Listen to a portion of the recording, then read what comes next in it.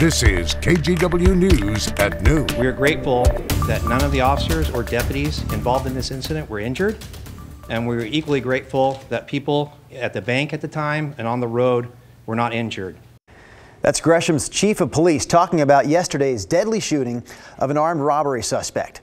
Welcome to the news at noon. I'm Drew Carney. That shooting involved a Multnomah County deputy and a Gresham police officer. Both are on leave today as the investigation continues.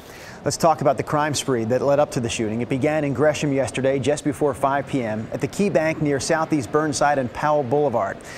That's when police got a call about an armed robbery. Multnomah County deputies got involved after spotting the getaway car, but the suspect didn't pull over.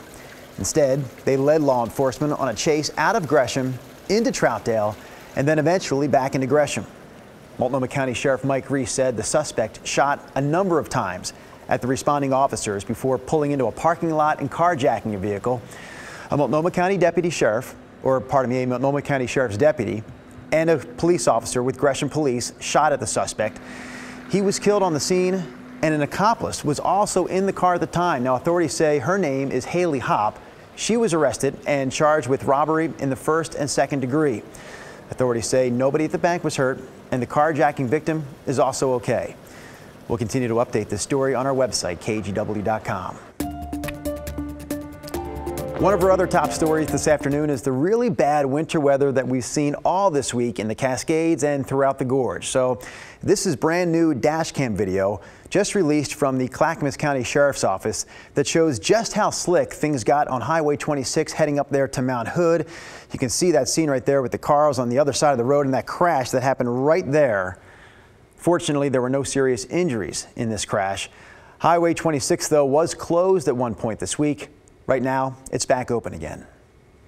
We also paid a visit to Hood River, where people are still digging out of the snow. It basically fell nonstop there for 3 days, and some spots got up to 3 feet. Two people who work in downtown Hood River said they spent 4 hours clearing out their driveways and sidewalks. All that snow meant some delivery trucks weren't able to make it to town yesterday for their deliveries. So today we don't have any dough, and I don't have any cream cheese. So it's hard to own a business with the trucking not being able to get here. It dropped anywhere from 18 inches to up on the hill. We've got 3 feet in some spots, and it's been relentless. Yeah, relentless is a great word to describe that snow there in Hood River. Some people trying to get to Hood River yesterday say they spent the night in their cars on Mount Hood because driving in those conditions simply became too much for them to handle. So we are seeing, Rodney Hill, as we bring you into the mix here, some warmer weather, I know, in Hood River, but that's probably going to lead to another set of problems there. Well, at least for the time being right now, the news is positive in that today traveling around our region is more typical. You find snow if you're up in the upper elevations in the mountains, but down low, including I-84 in the gorge, it's been all rain. So here's Hood River at 36, Mosier 35. The Dalles holding at 42 degrees. And even up in Parkdale, now you're getting an upper elevation where they certainly had 30 to 40 inches of snow. It's 35 degrees. So that's good news. It has been a thawing day to some degree out in the Columbia River Gorge. Our other part of the weather story today is the traveling on 84. There's Cascade Locks, 38 degrees, so that's good. All right, it has been a steady rain day. We have snow falling in the Cascades and then snow when you get up in elevation in the Columbia River Gorge. So far, the precip rates have been gentle. We are watching a flood watch, though.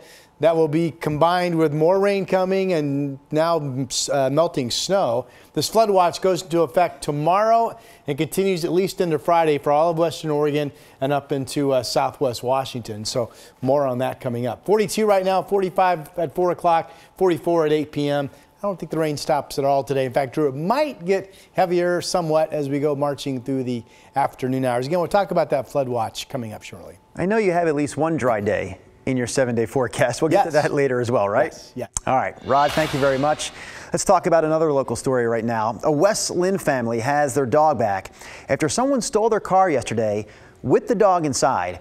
West Lynn police say someone reported a dog running loose near Foster Road in southeast Portland last night, and thanks to the information that was on the dog's collar, police were able to reunite Pepper with her family. So Pepper's family includes Ashley Ray. Ashley says her car and Pepper were both stolen right out of the driveway of her in-laws' home in West Lynn yesterday morning. This was around 8:30, so not the middle of the night. This was right at 8:30 in the morning. She says she was dropping off one of her kids at the time. I dropped off my oldest. I went to my in-laws and got my daughter out and left the dog in the car. And since I was leaving her in the car, I went ahead and left the car on. Didn't think much of it.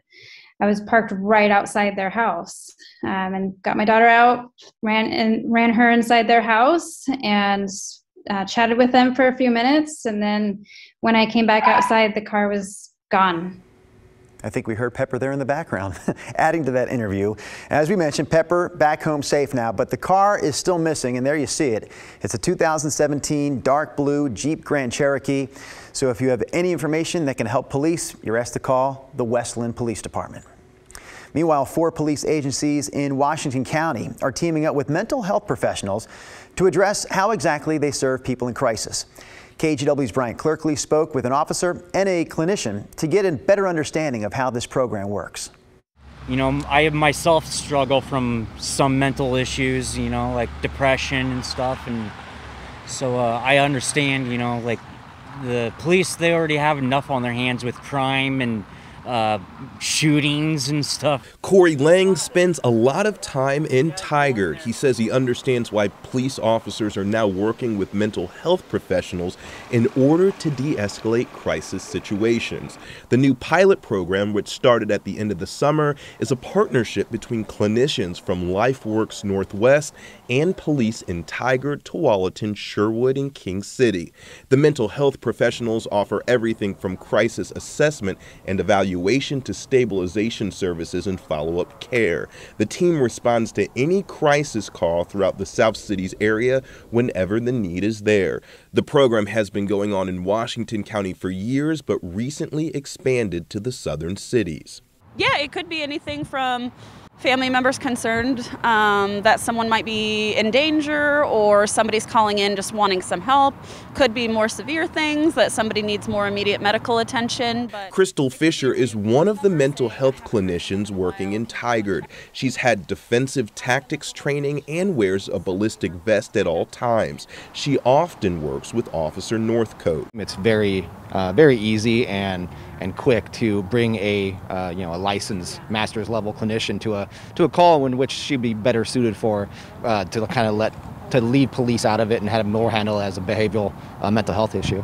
If this program didn't exist, it could be clinicians going out on their own trying to figure things out. It could be police on their own going and trying to figure things out.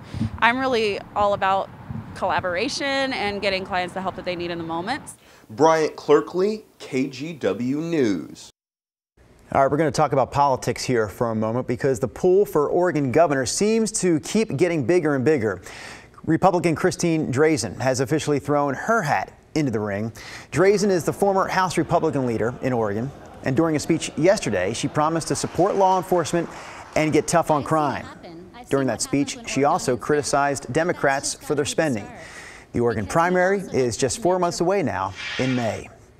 Meanwhile, former New York Times columnist Nicholas Kristof is running on the Democratic ticket, but there is an investigation into whether he even qualifies because Oregon's Constitution requires candidates live in the state for at least 3 years prior to elections. Records show Kristof voted in New York State's 2020 elections, which they have their own residency requirements there in New York. Kristof argues, though, that he can run here in Oregon because he owns a home in Yamhill County. In fact, he even submitted a 100-page document explaining his argument. The Secretary of State is expected to make a ruling later this week. Portland restaurant Kachka is asking customers to get on board with a new tipping policy.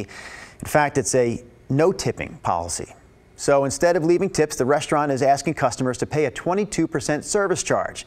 They say the tipping system that's currently in place is rooted in inequality. With this new service charge, Kachka says they'll be able to pay their workers at least $25 an hour with free health care coverage and profit sharing. Kachka is starting this new policy tomorrow.